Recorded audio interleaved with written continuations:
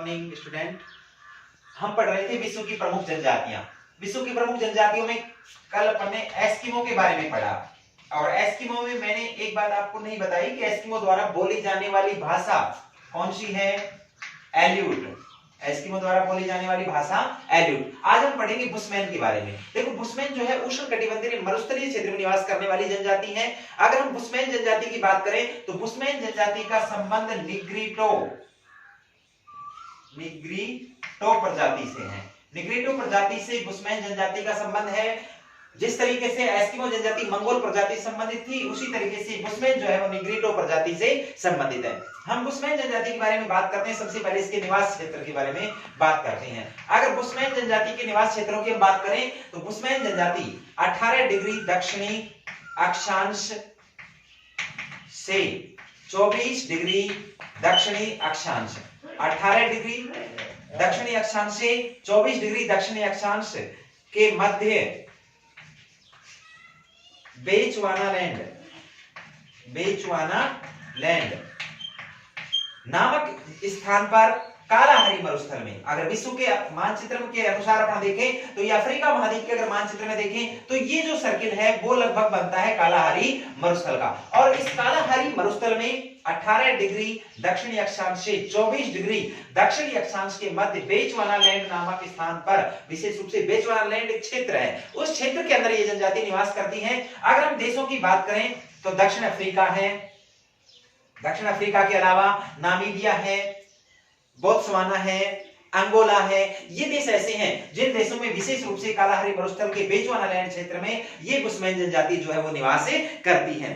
अगर हम विश्व प्रसिद्ध राष्ट्रीय अभयारण्य एटोसा की बात करें तो वो इसी क्षेत्र में स्थित है, कालाहारी मरुस्थल में स्थित है एटोसा। विश्व प्रसिद्ध राष्ट्रीय अभयारण्य एटोसा जो है वो कालाहारी मरुस्थल क्षेत्र में स्थित है, जहां पर बुशमैन जनजाति जो है वो निवास करती है। अब हम बात करते हैं बुशमैन जनजाति के बारे में। बुशमैन जनजाति भी एक प्रमुख आखेटक जनजाति है। इसके अलावा इसके द्वारा संग्रहण भी किया जाता है। अगर हम आखेट की बात करें तो ये लोग दक्ष शिकारी होते हैं, किसी भी जानवर की आवाज निकालने में माहिर होते हैं। जानवरों का शिकार करने के लिए विभिन्न प्रकार की पद्धतियां इनके द्वारा अपनाई जाती हैं। विषैले तीर कमानों का इस्तेमाल भी इनके द्वारा किया जाता है।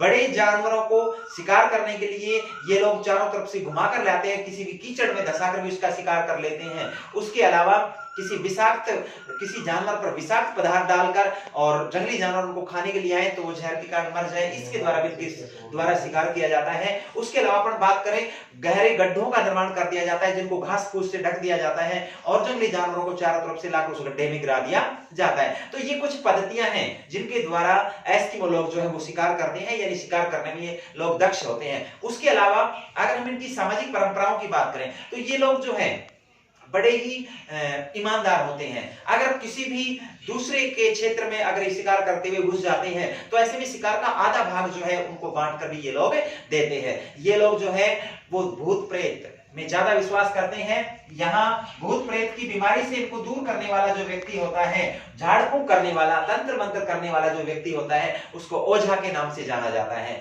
ये लोग वर्तमान समय में धीरे धीरे सभ्यताओं के संपर्क में आने से, विकसित देशों के संपर्क में आने से इन्होंने स्थानांतरित कृषि का कार्य करना, स्थानांतरित कृषि के अलावा बागाती कृषि करने जैसे कार्यों या फिर बागानों में काम करने का कार्य भी इनके द्वारा शुरू कर दिया गया है। यानी ये लोग धीरे धीरे अपने आप में परिवर्तित होते जा रहे हैं। अगर इनके गांव की बात करें, इनके जो अल्पकालीन जो गांव होते हैं इनके एस्किमो लोगों के, वो वेर्फ कहलाते हैं। इसके अलावा ये लोग जो है गुफाओं के अंदर निवास करते हैं, पेड़ों की टहनियों पर मचानों के रूप में मकान बनाकर ये लोग अपना जीवन यापन करते हैं। अगर इनके हम सांस्कृतिक क्रियाकलापों की बात करें तो इनके द्वारा जो है शुतुरमुर्ग के अंडों का इस्तेमाल जो है पानी भरने के लिए या फिर खाने की अगर अपन बात करें, दीमक, कीड़े मकोड़े जो हैं इनका प्रिय भोजन, दीमक इनका प्रिय भोजन होता है। उसके अलावा अगर अपन बात करें, इनके द्वारा जो महिलाएं जो हैं आभूषण के तौर पर अंडों के खोल को आभूषण के तौर पर इस्तेमाल करते हैं। उसके अलावा महिलाओं द्वारा, जो पुरुषों द्वारा एक तिकोनी जो लंगोटी है विशेष रूप से पहनी जाती है।